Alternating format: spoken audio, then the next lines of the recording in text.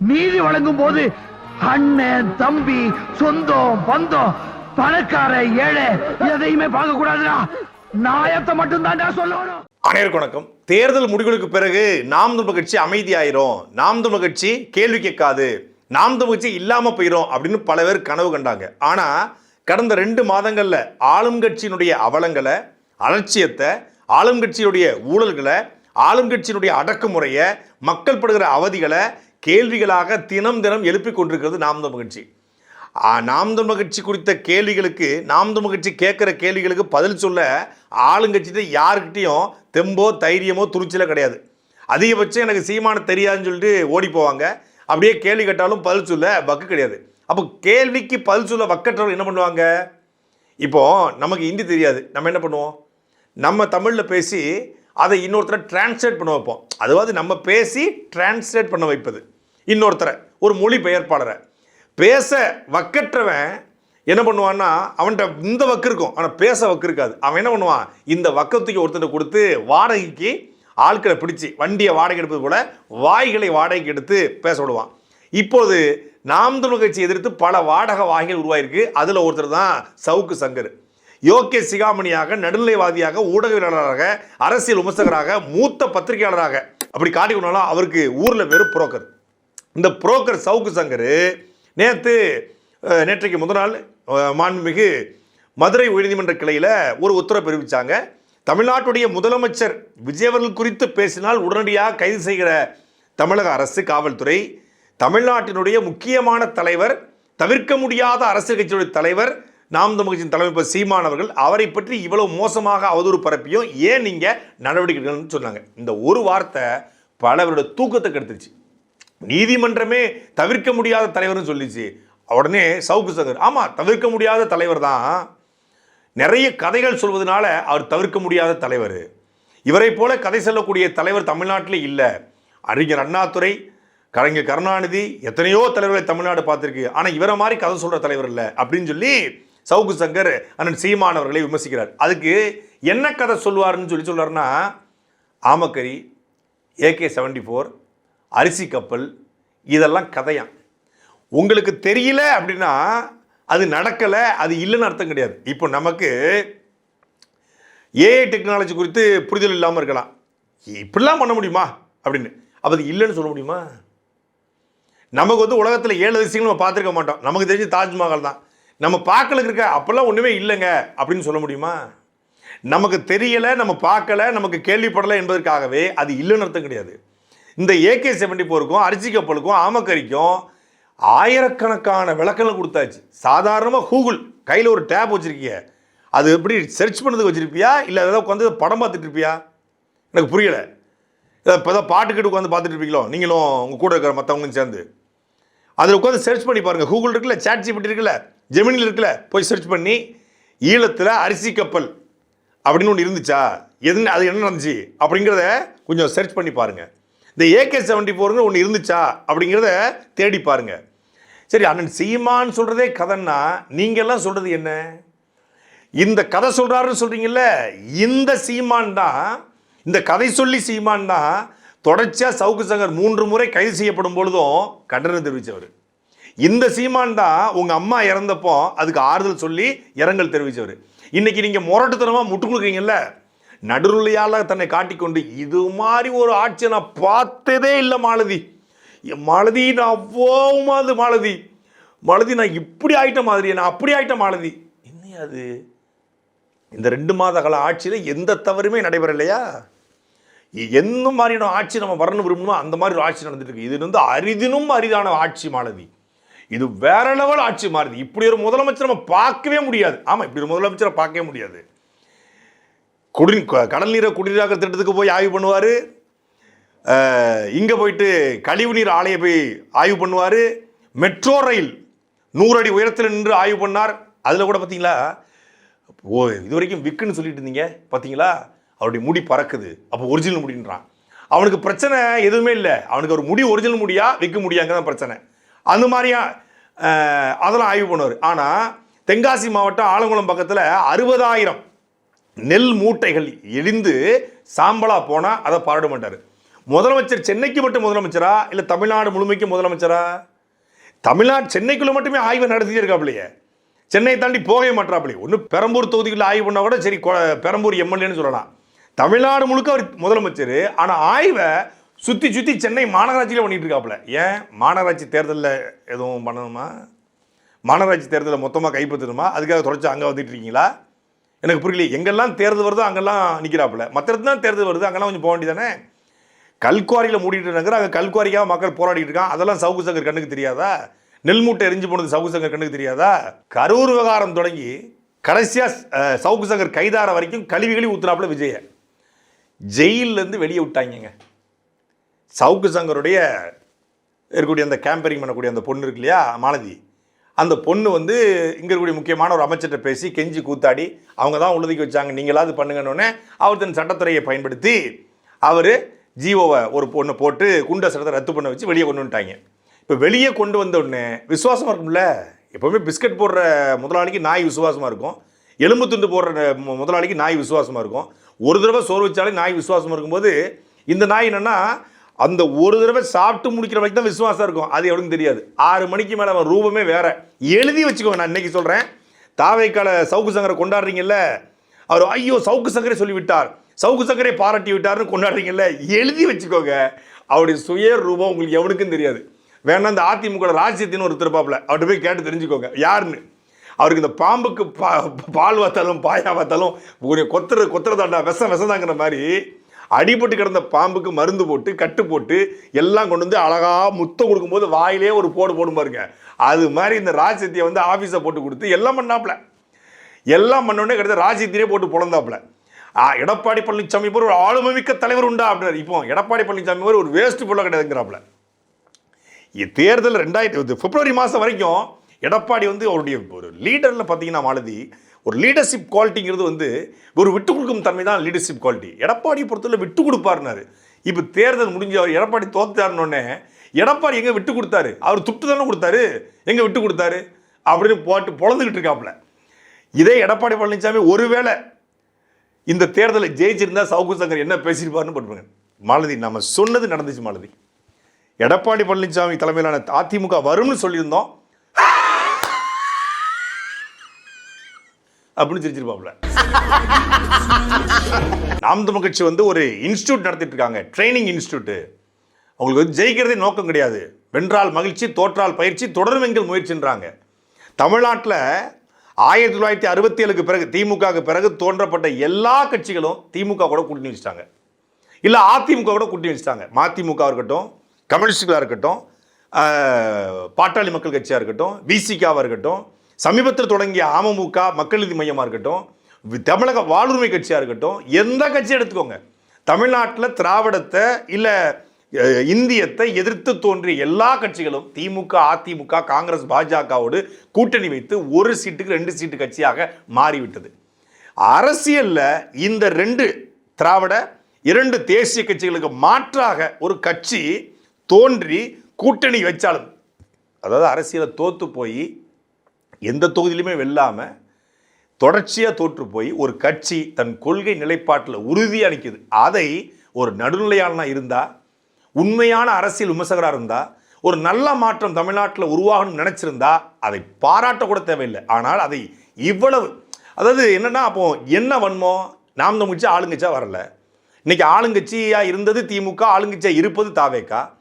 ஆளுங்கட்சியாக இருந்த திமுக மீதும் ஆளுங்கட்சியாக இருக்கிற தாவேகா மீதும் எழுப்ப வேண்டிய கேள்விகளை தோற்று போன 8லிருந்து 4 விழுக்காடாக மாறி இருக்கிற நாம் தமிழ் கட்சி மீது வைக்க வேண்டிய தேவை இருக்கிறது.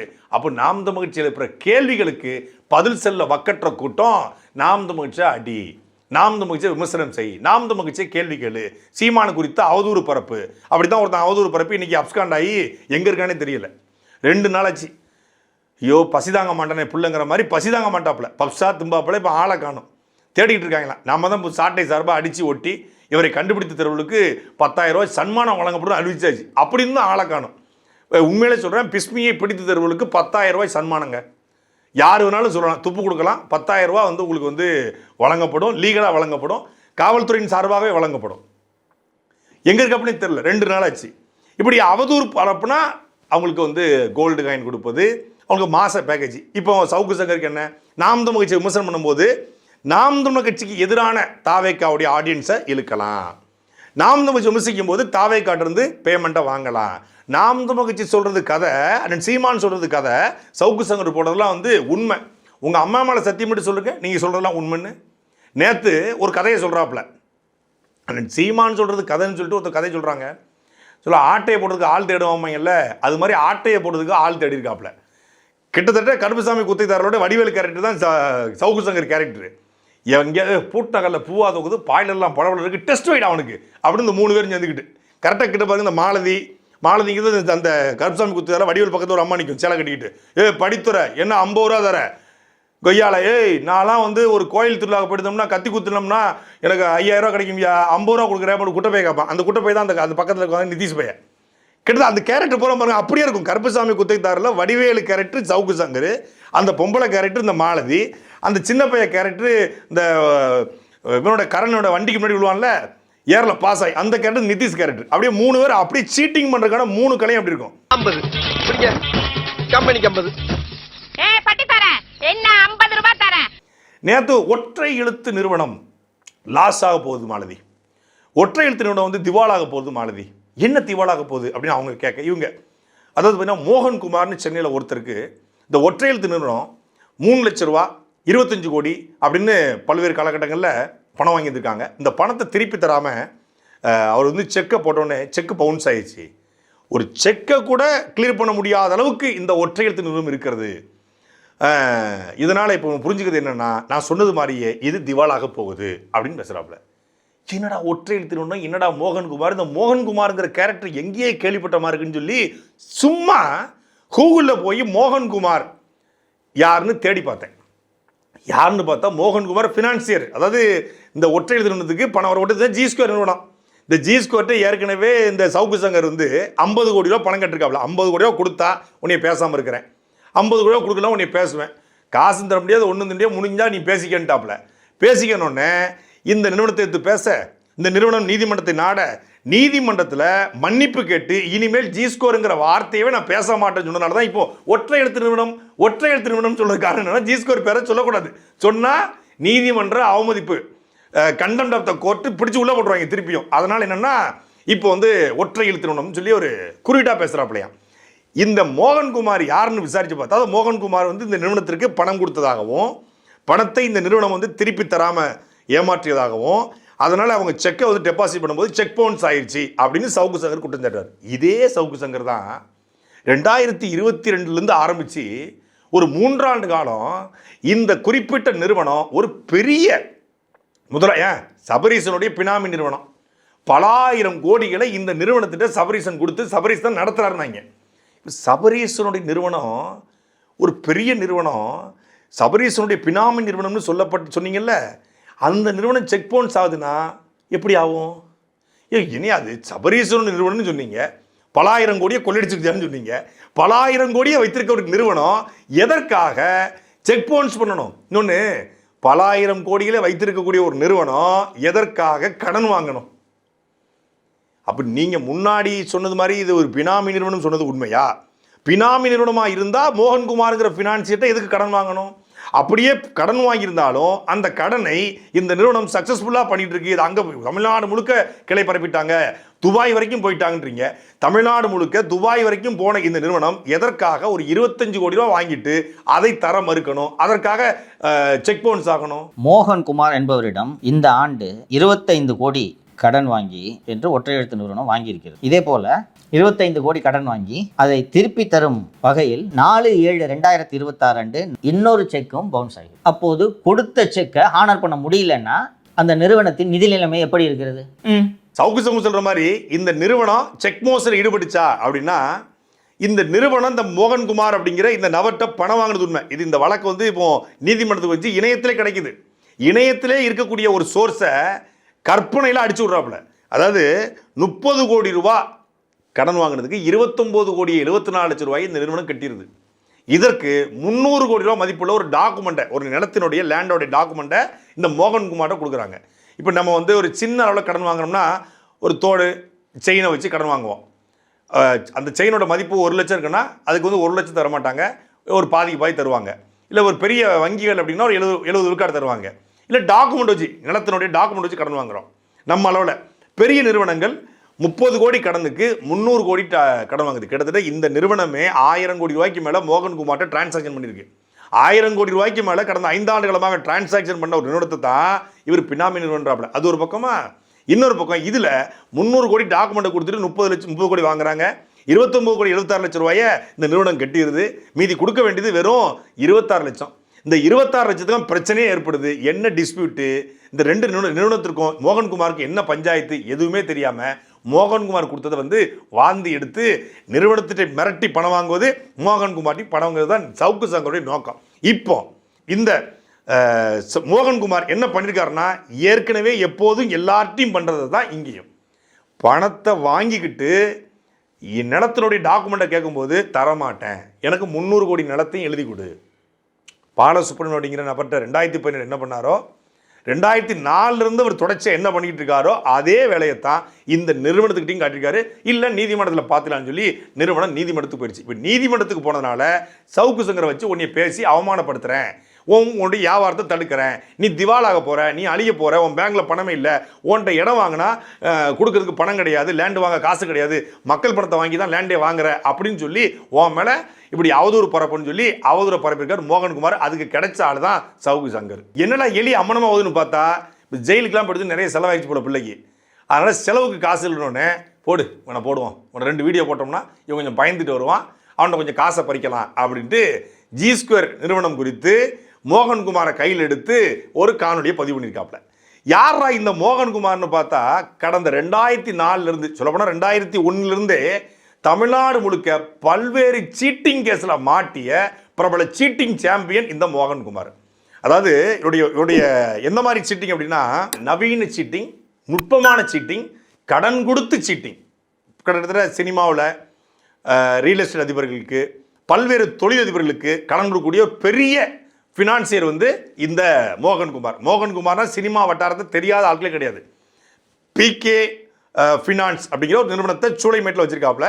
கூகுளில் போய் தேடினாலே மோகன்குமார் ஃபினான்சியர் வழக்கு, இல்லை மோகன் ஃபினான்சியர் கைது, மோகன்குமார் ஃபினான்சியர் சீட்டிங் கேஸ்ன்னு போட்டிங்கன்னா எக்கச்சக்க வழக்கு வரும். எங்கேயும் தேடலாம் வேண்டாம், நம்ம வந்து ஆள் வச்சுலாம் வந்து தேட வேண்டிய அவசியம் கிடையாது. இந்த மோகன்குமார் 2017 பாலசுப்ரமணியன் அப்படிங்கிற ஒரு குடோன் வச்சு வாடகைக்கு விடக்கூடிய ஒரு முதலாளி. அவர் இவர்கிட்ட ஒரு 1.5 கோடி ரூபா கடன் வாங்குறாப்புல. எந்த மாதிரியான சீட்டிங் பாருங்க. என்ன பண்ணுறாப்புல, சவுக்கு சங்கர் யாருக்கு ஆதரவாக பேசுகிறாரோ அந்த மோகன்குமார் இந்த பாலசுப்ரமணியன் 1.5 கோடி ரூபா பணம் கொடுக்குறாரு. இவர் கிட்டத்தட்ட 1.5 கோடி கடனுக்கு மேலாக 5 கோடி ரூபா வரைக்கும் கட்டிடுறாரு. வட்டிலாம் அதிக வட்டி போட்டு 5 கோடி ரூபா கட்டிடுறாரு. 5 கோடி பத்தாது, எனக்கு இன்னும் 45 லட்சம் கொடுன்னு சொல்லி இவர் கேட்க, அவர் நேராக போயிட்டு புகார் அளிக்கிறார். புகார் அளித்ததன் பேரில் மோகன்குமார் கைது செய்யப்பட்டு சிறைப்படுத்தப்படுறார். இப்படி அநியாய வட்டி கொடுத்து பணம் பறிப்பது, அவங்ககிட்ட வந்து அதிக பணம் கேட்பது, அதிக பணம் அவங்க அந்த பணத்தை கேட்ட பணத்தை தர்றேன்னா அவங்க செக் கொடுத்துருப்பாங்களா, கண்டிப்பாக செக் கொடுத்துருப்பாங்க, ப்ரோனோட்டு கொடுத்துருப்பாங்க, ஏதாவது ஒரு ஃப்ளெக்ஸ் பண்ணியிருப்பாங்க, ஒரு டாக்குமெண்ட் வந்து கொடுத்து தான் வாங்கியிருப்பாங்க. அந்த இடத்தோட மதிப்பு ஒரு 50 கோடி இருக்கும், ஆனால் 5 கோடி தான் கடன் வாங்கியிருப்பாங்க.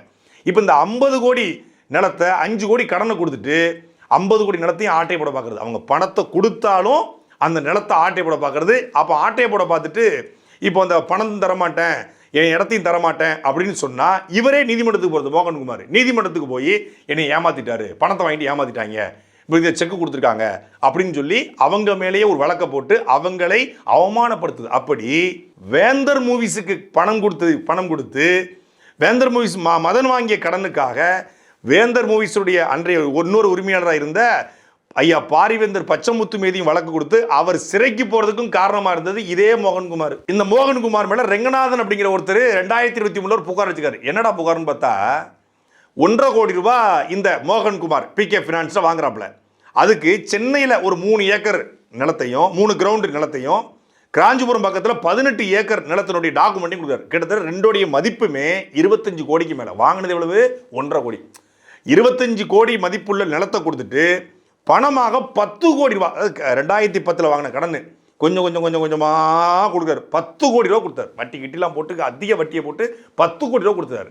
10 கோடி பத்தாதுன்னு சொல்லி எனக்கு அதிக வட்டிக்கு போட்டு அவர் காரில் இருந்த செக் லீஃப் இருக்கு இல்லையா, செக் புக்கு, அதை ஆட்டை போட்டு போயிடுறாரு மோகன்குமார். செக் புக்கு ஆட்டையை போட்டு போய் என்ன பண்ணுறாரு, ஒரு 3 செக்கில் இதை போட்டு பணத்தை போடுறது, பேங்கில் போடுறது. செக்கு வந்து பணம் இல்லை, செக் ரிட்டர்ன் ஒரு வழக்கை கொடு. இப்போ இந்த செக் ரிட்டர்ன் வழக்கு எங்கேருந்து வருது பார்த்தீங்களா? அவருடைய செக் லீஃப் எடுத்து 1.5 கோடிக்கு 10 கோடி பணத்தையும் வாங்கிக்கிட்டு செக் புக் எடுத்துகிட்டு போய் போலியா சைனை, ஏற்கனவே செக் புக் கொடுத்துருப்பாங்க இல்லையா, அந்த சைனை பார்த்து இங்கே ஒரு சைனை போட்டு பேங்கில் போட்டு இவர் செக் மோஸ்ட்லி பண்ணிட்டாருன்னு சொல்லி ஒரு புகார் அளிக்கிறாப்புல ரங்கநாதன் மேலே. ரங்கநாதன் என்ன பண்ணுறாரு, இவர் மேலே இன்னொரு கம்ப்ளைண்ட். சார், நான் ஏற்கனவே 1.5 கோடிக்கு 10 கோடி கட்டிட்டேன், என்னுடைய செக் புக்கை திருடி அதில் குறிப்பிட்ட செக் லீஃபில் எடுத்து என்னுடைய சைனை வந்து போலியா போட்டு இவர் செக்கை வந்து தவறாக பயன்படுத்தியிருக்காரு, செக் திருட்டில் ஈடுபட்டிருக்காரு என்று புகாரளித்த பிறகு இவர் மேலேயும் பபிதா ஜெயின் அப்படிங்கிற என்னுடைய பார்ட்னர் மேலேயும் வழக்கு பதிவு செய்து காவல்துறை கைது செய்கிறாங்க. இப்படி தமிழ்நாடு முழுக்க, அப்புறம் கந்தா படம் 2013 நினைக்கிறேன், கந்தா அப்படின்னு ஒரு படம், அந்த படத்துடைய தயாரிப்பாளர் மேலே இதே போல் செக் மோசடி, செக்கை வாங்கி வச்சுக்கிறது, பணத்தையும் வாங்கிக்கிறது, அதிக பணம் கேட்டு அவங்க தரலன்னா அவங்க மேலே செக் மோசடி அப்படின்னு சொல்லி ஒரு வழக்க போடுவதே வாடிக்கையாக வைத்திருக்கக்கூடிய பிரபல சீட்டிங் சாம்பியன் மோகன்குமார். அந்த மோகன்குமார்கிட்ட எவ்வளோதான் வாங்கின நீ? உண்மையிலே இந்த பருத்திவீரன் படத்தோட டைலாக் வரும், இவனெல்லாம் பிடிச்சி உள்ளே போடாமல் இருக்கீங்க, இன்னும் எத்தனை குடும்பத்தை கெடுக்க போகிறானோ. அந்த டைலாக் யாருக்கு பொருந்துமோ இல்லையோ, சவுக்கு சங்கருக்கு பொருந்தும். நேர்மையான அதிகாரிகளை நேர்மையற்ற அதிகாரிகிட்ட பணம் வாங்கிட்டு அடிக்கிறது. தினமும் பாருங்க, அதிகாரிகள் கொடுத்தே பேசிட்டு இருப்பாப்புல. இப்போ நம்ம வந்து தலைமைச் செயலர் சாய்குமார் ஐஏஎஸ் இந்த ஆட்சி வருவதற்கு முன்பாகவே தமிழ்நாட்டில் தலைமைச் செயலராக தேர்தல் ஆணையத்தால் நியமனம் செய்யப்பட்டவர். இந்த ஆட்சி வந்த பிறகு எல்லா அதிகாரியும் மாற்றுறாங்க. ஏன் தலைமைச் செயலரை மட்டும் மாற்றலைங்கிறத விட 6 மாத காலம் பதவி நீட்டிப்பு, ஒரு ஆகஸ்டோட வந்து ரிட்டைர்மெண்ட் ஆகிறாரு யார், திரு சாய்குமார் ஐஏஎஸ் அவர்கள், தமிழ்நாட்டுடைய தலைமைச் செயலர், சீஃப் செக்ரட்டரி. ஆனால் 6 மாத காலம் பதவி நீட்டிப்பு செய்கிறாங்க. தமிழ்நாட்டில் தமிழ் பேசக்கூடிய அதிகாரி இல்லையா அப்படிங்கிற கேள்வி எழுப்புனது நாம தான். சவுக்கு சங்கர் அப்படியே நேக்கா கொண்டு போய் இப்படி திமுக காரங்க இந்த கேள்வி எழுப்புறாங்க. ஏன் தமிழர்னு பேசின அதிகாரிகள்லாம் என்ன பண்ணிட்டாங்க? இந்த உதயச்சந்திரன் ஐஏஎஸ்லாம் நல்லா தமிழ் பேசுவார், பல அதிகாரிகள் தமிழ் பேசுவாங்க, தமிழ் புலவர்கள், அவங்களாம் ஊழல் பண்ணலையா? அப்போ தமிழ் அதிகாரிலாம் ஊழல் பண்ணுவான், தமிழை இல்லாதவன் ஊழல் பண்ண மாட்டான்னு ஒருத்தன் தமிழ்நாட்டில் உட்காந்து பேசுறானா அவன் எவ்வளோ பெரிய அயோக்கிய பையன். தமிழ்நாட்டில் தமிழ் பேசக்கூடிய சில அதிகாரிகள் தவறு செஞ்சிருக்கலாம், ஆனால் தமிழ்நாட்டை சார்ந்த எல்லா ஐஏஎஸும் தவறு பண்ணுவாங்க. தமிழ் பற்றாளர்களாக, தமிழ் புலவர்களாக, இல்லை தமிழ் பிடித்தவர்களாக இருந்தால் அவங்க தப்பு பண்ணுவாங்கன்னு சொல்வது எவ்வளோ பெரிய அயோக்கியத்தனம். அந்த அயோக்கியத்தனத்தை ஒருத்தன் யூடியூப்பில் உட்காந்து பேசிக்கிட்டு இருக்காங்க. தமிழ்நாட்டில் தமிழ் பட்டு கொண்ட அதிகாரிகள் தப்பு பண்ணுவாங்க, அதனால் எந்த அதிகாரி இருந்தானே நல்லது பண்ணால் பத்தாதா, எவன் வந்து ஆண்டா என்ன தமிழ்நாடு நல்லா இருந்தால் பத்தாதா அப்படிங்கிற அந்த கேள்விக்கும், எவன் வந்து எந்த அதிகாரி வந்தானே தமிழ்நாடு நல்லா இருந்தால் பத்தாதா. சரி, சாய்குமார் ஐஏஎஸ் வந்து தமிழ்நாடு நல்லா இருக்குது. 2018 துப்பாக்கி சூடு நடக்கும்போது இதே அதிகாரி தான் எடப்பாடி பழனிசாமியுடைய முதன்மைச் செயலராக இருந்தார். அப்போ அது சிறப்பாக பண்ணார் அவர். 2018 2029 ஆட்சி வரைக்கும் எந்த தப்புமே நடைபெறலையா, ஊழல் நடைபெறலையா, குட்கா வழக்கு, ஆத்துமல் கொள்ள, கனிம வள கொள்ள, இயற்கை வள சுரண்டல் எதுவுமே நடைபெறல. இதே சாய்குமார் ஐஏஎஸ் தான் இப்போ ஒரு தலைமைச் செயலர். இந்த 2 மாதத்தில் இவர் போடுகிற அதிகாரி தான் ராஜேஷ் லக்கானிலேருந்து எல்லாம் முழுக்க வடநாட்டு அதிகாரி நியமிப்பது இந்த சாய்குமார் ஐஏஎஸ். ஆனால் சாய்குமார் ஐஏஎஸ்க்கு முரட்டத்தனமாக முட்டுக்கிறாப்புல சவுக்கு சங்கர். அப்படி என்ன டீலு? அப்போ நேர்மையற்ற தவறான அதிகாரிகள்கிட்ட பணம் வாங்கி கொண்டோ, இல்லை வேறு ஏதோ லாபத்திற்கோ, இல்லை வேறு ஏதோ தன்னை தற்காத்துக் கொள்வதற்கோ வச்சுக்கிட்டு நேர்மையான அதிகாரிகளை அடிக்கிறது, குறிப்பாக தமிழ் அதிகாரிகளை அடிப்பது, அதுதான் சவுக்கு சங்கருடைய வேலை. ஒரு அடியால் வேலை. தாவேக்கால ஒரு சில அமைச்சர்களை, ஒரு சில எம்எல்ஏக்களை, மாதவரம் எம்எல்ஏ பற்றி பேசியிருந்தாப்புல. அப்புறம் இந்த பார்த்திபன், சோத்துக்கு சேர்த்த பார்த்திபன் அப்படிங்கிறது. ஏன் பார்த்திபன் இன்னும் டீல் படியலை, பார்த்திபன் இன்னும் ஒத்து வரல. பார்த்திபன் ஒத்து வந்து டீல் பண்ணினா பார்த்திபன் பேச்சுவார்த்தை இருக்காது. பாருங்க, ஒரு 4-5 காலத்தில் பார்த்திபன் சோத்துக்கு சேர்த்த பார்த்திபன் வரும். அடுத்த 2-3 மாதத்தில் பார்த்திபன்கிற பேச்சே இருக்காது. போக்குவரத்துறை மாலதி அவ்வளவு தெளிவாக போயிட்டு இருக்கு. மாலதி, நீங்கள் வந்து இவ்வளோ யூனிக்காக இந்த மாதிரி மினிஸ்டர் நான் பார்த்ததே இல்லை. நான் ஒரு 25 இயர்ஸாக அந்த இடத்துல இருந்துகிட்டு இருக்கேன். ஏன்னோ பெரிய வந்து செக்ரட்டரியேட்டில் வந்து வேலை பார்த்துட்டு இருக்க மாதிரி 25 இயர்ஸாக நான் அதை பண்ணிக்கிட்டு இருக்கிறேன். ஆனால் பாருங்கள், இந்த ஜாபை பண்ணிகிட்டு இருக்கேன். ஆனால் இது மாதிரி ஒரு மினிஸ்டரை பார்த்துலன்னு பேசுகிறேன்னா நான் பார்த்துங்க பேசுவாப்புல. ஏன்னா பார்த்திபன் டீல் படிஞ்சிச்சுன்னா, சேலம் பார்த்திபன் டீல் படிச்சுன்னா பேசுவாப்புல. இப்போ நிர்மல்குமாரை பேச மாட்டார், ஏன்னா வெளியெடுத்து விட்டதே அவர் தான். ஆதவச்சனை பேச மாட்டார், இப்போ தான் புறப்படுறதே அவர் தான். உணவுத்துறை அமைச்சர் வெங்கட்ராமனை பேச மாட்டாப்புல, கொஞ்சம் டீலிங்கில் இருக்காப்புல, பேச மாட்டாப்புல. பேச சொல்லுங்க. உணவுத்துறை அமைச்சர் வெங்கட்ராமனை, ஆதவர்ஜுனா, நிர்மல்குமார் இவங்க எந்த தப்பும் பண்ணல, ரொம்ப நேர்மையாக பண்ணுறாங்க. இவங்களை பற்றி ஒரு விமர்சனம் கூட சவுக்கு மீடியாவில் வரவே வராது. அதிமுக திட்டுவார், ஆனால் சிவி சண்முகம், அண்ணன் வேலுமணி 2 பேரும் பேச மாட்டாப்புல. ஏன்னா 2 பேரும் தான் எக்கச்சக்கமாக புறப்பட்டவங்க. 2 பேரும் பற்றி ஒரு வார்த்தை கூட வராது. ஆனால் எடப்பாடி பழனிசாமி, ஐயோ அவர் மாலதி அவர் விளங்கவே மாட்டார் மாலதி பாப்பில். ஆனால் சிவி சண்முகம் சிவிஎஸ் அப்படிங்கிற வார்த்தை கூட பதிவு செய்ய மாட்டார். இப்படி தனக்கு யார் புற போடுறாங்களோ, தனக்கு யார் எற போடுறாங்களோ, தனக்கு யார் கவனிக்கிறாங்களோ அவங்களை புகழ்ந்து தள்ளுவதும், தனக்கு அதான் அந்த புகழ் பொருள் தனக்கு பிடிக்காம, தர்கு சங்கரை பொறுத்தவரை பர்சனல் வெஞ்சன்ஸ் எனக்கு தெரிஞ்சு எது இருக்க வாய்ப்பு கிடையாது. தனக்கு பிடிக்காதவரை விட தனக்கு புற போடுறவங்களுக்கு பிடிக்காதவன் முதலாளிக்கு எவன் எதிரி, எதிரிக்கு எதிரி நண்பங்கிற மாதிரி எதிரிக்கு, அதாவது முதலாளிக்கு எதிரி நமக்கு எதிரி, அவ்வளோதான். இன்னைக்கு யார் முதலாளி யாராக இருப்பாங்கிறது அது அந்த நேரத்து முடிவு. அன்னைக்கு எடப்பாடி பழனிசாமி முதலாளி, அதனால திமுக எதிரி. ஒரு கட்டத்தில் திமுக முதலாளியாக இருந்தாங்க, அப்போ எடப்பாடி பழனிசாமி எதிரியாக இருந்தார். இப்போ விஜய் முதலாளியாக இருப்பதனால எல்லாரும் எதிரி. எடப்பாடியும் எதிரி, ஸ்டாலினும் எதிரி, அண்ணன் சீமானும் எதிரி. விஜய்க்கு யாரெல்லாம் எதிரியோ அவங்க அத்தனை பேரும் இவருக்கு எதிரி. அப்படிப்பட்ட சவுக்கு சங்கர் முட்டு கொடுத்து பேசார் இல்லையா இந்த மோகன்குமார். இந்த மோகன்குமார் இன்னொரு சுவாரஸ்யமான ஒரு வழக்கு ஒன்று உண்டு, அது நீங்கள் கூகுள்லே பார்க்கலாம். இந்த மோகன்குமார் என்ன பண்ணுறாரு, ஒருத்தருக்கு பணம் கொடுத்துறாரு. பணம் கடன் கொடுத்துட்டு இதை அவர் மேலே கந்து வட்டி வழக்கு அப்படின்னா அந்த கடன் வாங்கிய நபர் கந்து வழக்கு இவர் மேலே போட்டுறாரு. இவர் ஹைகோர்ட்டுக்கு போகிறாப்புல. ஹைகோர்ட்டுக்கு போய் 10,000 ரூபாய்க்கு மேலே பணம் கொடுத்தால் இதை கந்து வட்டி வழக்காக கருதக்கூடாது, நாங்கள் செக்லீஃபு ப்ரோனோட்லாம் வாங்கிட்டு தான் கடன் கொடுக்குறோம், இதை கந்து வட்டி கடனாக கருத முடியாதுன்னு சொல்லி வழக்கு கொடுக்க, அந்த நேரம் பார்த்து தமிழ்நாடு முழுக்க இந்த கந்து வட்டி பிரச்சனை போயிட்டு இருக்கு. திருநெல்வேலியில் ஒருத்தர் கந்து வட்டியில் தற்கொலை பண்ணிக்கிறாங்க. நீதிபதி கந்து வட்டினால் தமிழ்நாட்டில் பலாயிரக்கணக்கான மக்கள் பாதிக்கப்படுறாங்க, இதற்காகவெல்லாம் ஒரு வழக்கை போட்டு நீதிமன்றத்தை நீங்கள் நேரத்தை வீணடிச்சிருக்கீங்க, நீங்கள் 10,000க்கு பணம் கொடுத்தாலும் சரி 10 கோடி பணம் கொடுத்தாலும் சரி அது கந்து வட்டி தான், நீதிமன்றத்துடைய நேரத்தை வீணடித்திருக்கு, உங்களுக்கு 10,000 ரூபா அபராதம் சொல்லி நீதிமன்றத்தை தலையில் நங்குன்னு குட்டு வாங்கிட்டு வந்தவர் தான் இந்த மோகன்குமார். அதோட ஒரு கொடூர பின்னணி ஒன்று இருக்குது. பணம் கொடுத்த தயாரிப்பாளர் பணம் தரவில்லை என்பதற்காக அந்த தயாரிப்பாளருக்கு அடுத்த படத்திற்கு நடிக்க வந்த, டெஸ்ட் ஷூட் பண்ண வந்த அந்த நடிகையை பஞ்சாயத்தாயி ஹில்டன் ஹோட்டலில் டி நகர் பகுதியை சார்ந்த ஒரு முக்கியமான ஒரு கட்சி நிர்வாகியை வைத்து ஒரு பஞ்சாயத்து நடந்துச்சு. ஹில்டன் ஹோட்டல் பஞ்சாயத்து அப்படிங்கிறது, ஹில்டன் ஹோட்டல் மோகன்குமார் பஞ்சாயத்து பிரபலமான பஞ்சாயத்து சினிமாக்குள்ள. அது என்ன பஞ்சாயத்துன்னு வலைப்பேச்சில் கேட்டால் ரொம்ப தெளிவாக சொல்லுவாங்க. ஹில்டன் ஹோட்டல் டி நகர் பகுதியை சார்ந்த ஒரு கட்சி நிர்வாகி போய் பஞ்சாயத்து பண்ணி வச்சார மோகன்குமார் பஞ்சாயத்து, அது வெளியே பேசினா நல்லா இருக்குமா அப்படிங்கிறத வலைப்பேச்சில் கேளுங்க அவங்க சொல்லுவாங்க. நான் அவங்களுக்கு தான் சினிமா சம்மந்தப்பட்ட இந்த மாதிரியான விஷயங்கள்லாம் நல்லா தெரியும்.